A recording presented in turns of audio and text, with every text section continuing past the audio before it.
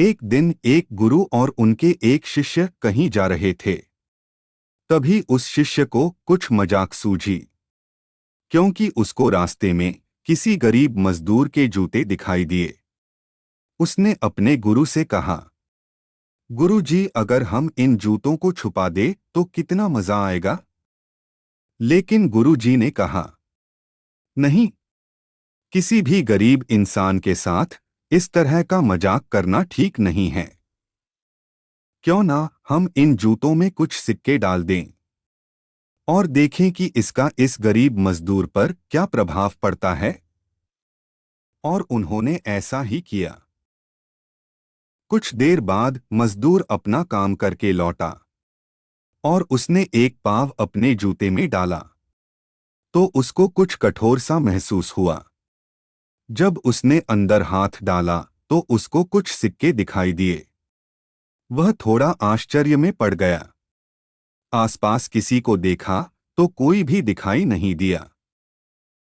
वापस उसने दूसरा पैर अपने जूते में डाला और वापस उसको उसमें कुछ सिक्के दिखाई दिए।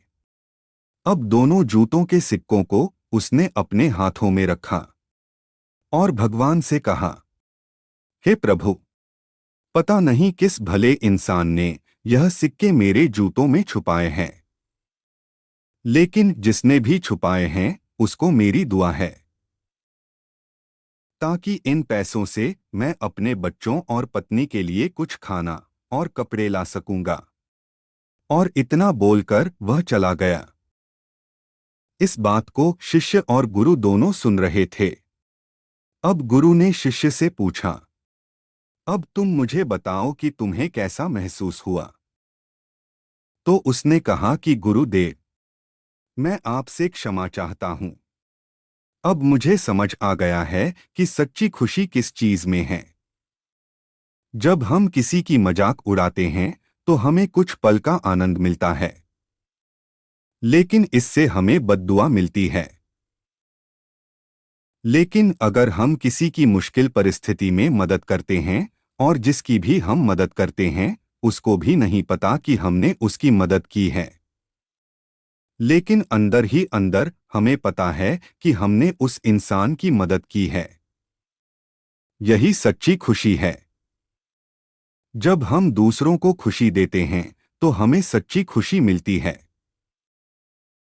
लेकिन अगर हम किसी की मुश्किल परिस्थिति में मदद करते हैं और जिसकी भी हम मदद करते हैं उसको भी नहीं पता कि हमने उसकी मदद की है, लेकिन अंदर ही अंदर हमें पता है कि हमने उस इंसान की मदद की है, यही सच्ची खुशी है।